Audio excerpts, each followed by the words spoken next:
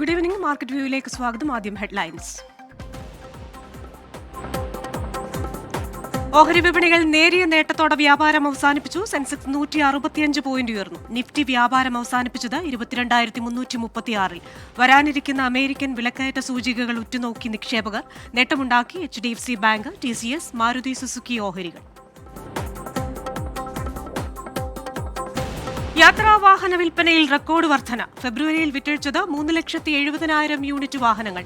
രേഖപ്പെടുത്തിയത് പോയ വർഷത്തെ അപേക്ഷിച്ച് 10.8% വർധന.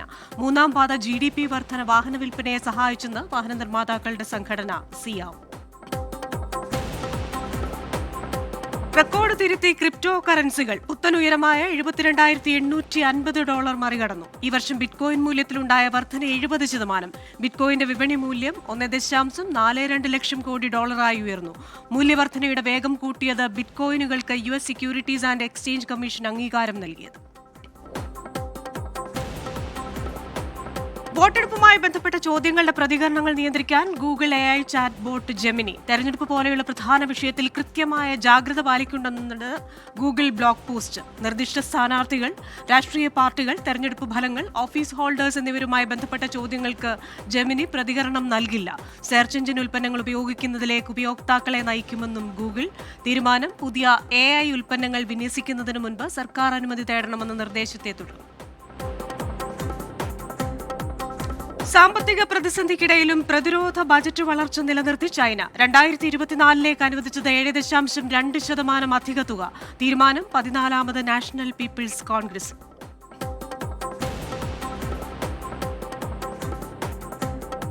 ജെറ്റ് എയർവേസിന്റെ ഉടമസ്ഥാവകാശം ജലാൻ കൽറോ കൺസോർഷ്യത്തിന് കൈമാറാൻ നിർദ്ദേശിച്ച NCLT എന്ന വാർത്തയും വരുന്നുണ്ട്. കൈമാറ്റം 90 ദിവസത്തിനുള്ളിൽ പൂർത്തിയാക്കണം.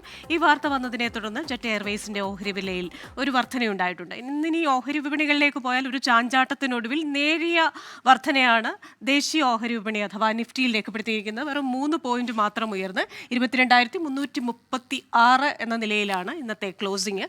അതേപോലെ തന്നെ ബാങ്ക്, ഫൈനാൻഷ്യൽ സെക്ടർ ഓഹരികൾ നോക്കിയാൽ ബാങ്ക് ഓഹരികൾ താഴേക്കാണ് കാണിക്കുന്നത്, ഇടിവാണ് കാണിക്കുന്നത്. ഇനി ബോംബെ ഓഹരി സൂചികയിലേക്ക് വന്നു കഴിഞ്ഞാൽ 165 പോയിന്റ് ഉയർന്ന് 73,667 ഇന്നത്തെ ക്ലോസിംഗ്. ഡോളറിനെതിരെ രൂപ എന്നും ഇടിവാണ് രേഖപ്പെടുത്തിയത്. നേരിയ ഇടിവാണെങ്കിലും കഴിഞ്ഞ വാരമുണ്ടായ ആ മുന്നേറ്റമൊക്കെ അവസാനിച്ച നിലയിലായിരുന്നു ഇന്നത്തെ ഒരു ഡോളർ റുപ്പി വിനിമയ നിരക്ക്.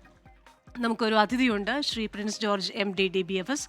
Good evening Shri Prince George. എന്തായാലും ഇന്ന് ഒരു ചെറിയ ചാഞ്ചാട്ടം, അതേപോലെ തന്നെ ഓഹരി വിപണിയുമായി ബന്ധപ്പെട്ട ഒരു കറക്ഷൻ കഴിഞ്ഞു. എന്നാലും സൂക്ഷിച്ച് വിപണിയിലേക്ക് പണം ഇറക്കണം എന്ന JP മോർഗൻ അടക്കമുള്ളവർ മുന്നറിയിപ്പ് നൽകുന്നുണ്ടല്ലോ. ഇനിയിപ്പോൾ ഫെഡറൽ റിസർവിൻ്റെ പണപ്പെരുപ്പ നിരക്ക് വരുന്നുണ്ട്, നമ്മുടെ വിലക്കയറ്റ നിരക്ക് വരുന്നുണ്ട്. ഇതൊക്കെ എങ്ങനെ നാളത്തെ വിപണിയെ ബാധിക്കും?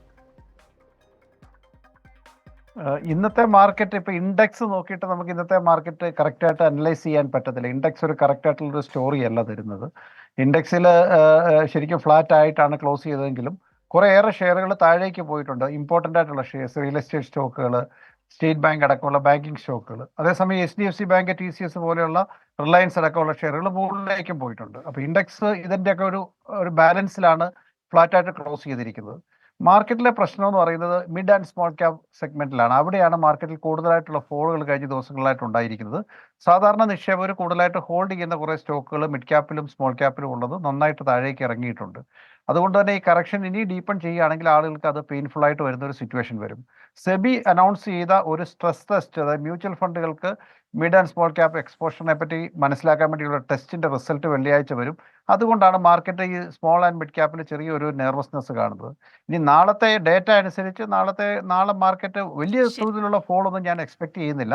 ഈ ലെവലിൽ തന്നെ തുടരാനാണ് ചാൻസ്. ശരി, thank you Shri Prince George. എന്തായാലും സ്ത്രീകൾക്ക് വനിതാ ഡയറക്ടർമാരായി പല കമ്പനികളുടെയും ബോർഡിൽ അവസരം ലഭിക്കുന്നുവെന്ന സന്തോഷ വാർത്തയുണ്ട്. അതേപോലെ തന്നെ മ്യൂച്വൽ ഫണ്ടുകളിൽ സ്ത്രീകളുടെ നിക്ഷേപം ഏറുന്നുവെന്ന വാർത്തയും വിപണികളിൽ നിന്ന് വരുന്നുണ്ട്. മാർക്കറ്റ് വ്യൂ പൂർണ്ണമാവുകയാണ്.